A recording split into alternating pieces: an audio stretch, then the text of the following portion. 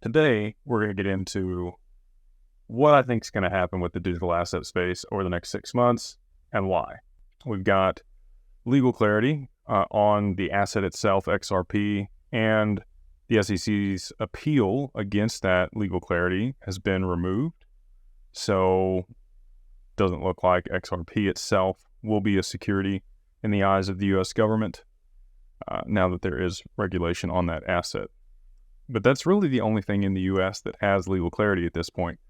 The only two other assets that have been mentioned to potentially have legal clarity were by Bill Henman in a speech he gave in 2018, where he basically said that the SEC viewed Bitcoin and Ethereum as commodities and that the rest of the space could be considered securities. And he threw a new prong into the Howey test, which, he looked at decentralization of a project, which is not a prong of the Howey test. So I think there'll end up being a new test for digital assets in particular, a framework put around that. MICA, the bill that's been drafted in the UK, does a good job putting a sandbox in place and allowing for some other things there. And the US seems behind in that area. But I think maybe that's on purpose, potentially to expose some corruption and collusion that went on. We'll see what ends up happening. I'm just going to give my thoughts on the situation and then let you come to your own conclusions. In this case, Bill Henman's emails have come out, and there were people that told him not to make the remarks that he made in that speech in 2018, but he did it anyway. And there's some other things that have been brought to the forefront. There's also a supposed whistleblower that has receipts for collusion between the Ethereum Foundation, Russia, China, the SEC, and JP Morgan. Until we see the receipts, I don't know what those are or if they're true or not. We'll have to wait and see if those actually come out. But the potential headwinds here are that Bitcoin and Ethereum actually don't have legal clarity in the eyes of the U.S. government.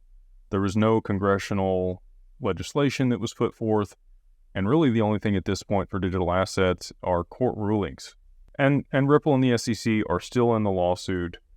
The asset itself is no longer on the table as a security, but the contracts that Ripple created for the investment with their company and the sales of XRP to institutions still is under litigation, along with Chris Larson and Brad Garlinghouse. So we'll see what ends up shaking out there. They do meet for an hour, I believe, in December. And if they don't come to a settlement at that point, the case and trial will be in April next year.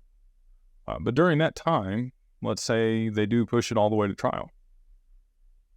That probably mean that XRP is the only thing that has legal clarity that's not a security. It doesn't have full legal clarity in the eyes of the U.S. government because it's not been given a designation. FinCEN did state that XRP is a currency in 2014 when they settled with Ripple for some of the other regulatory things that were an issue early on. With that, let's say some of these allegations, maybe not all of them, are true that come out around this whistleblower from Ethereum.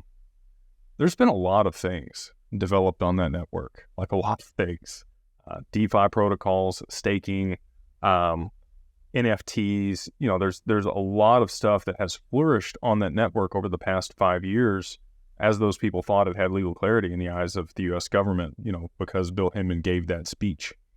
And so a lot has been developed. There's been a lot of time, resources, and money invested into that network.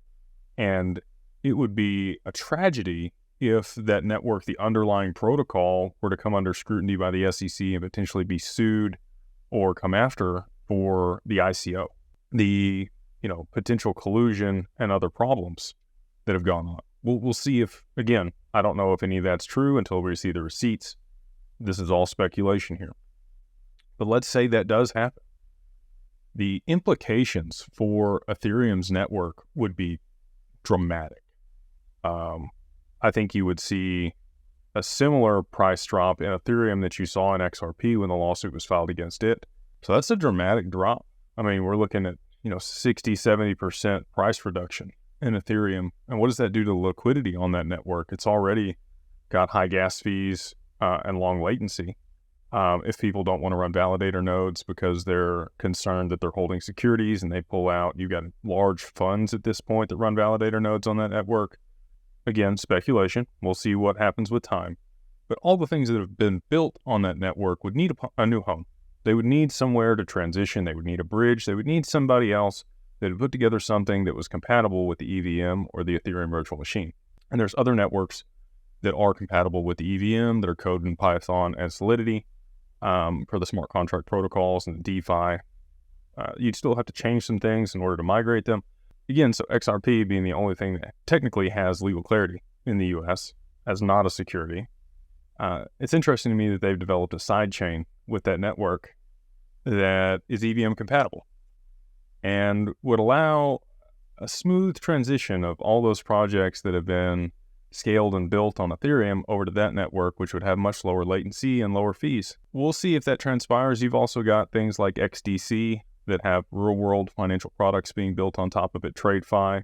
I think that there's a real chance, if these allegations by the whistleblower are true, that we would see a dramatic shift in the landscape of crypto over the next 6 months, where people migrate from their projects being on, Matic and Polygon and Solana and Ethereum over to that sidechain on the XRPL. And I think that would bring a lot of liquidity to that network. It would bring use case, and it's just interesting to me that, within the last year that's been created there, almost like, they knew maybe some of this was coming. Again, we'll see if it happens or not. Not stating it does either way. I'm just giving you some information and a little bit of speculation for fun.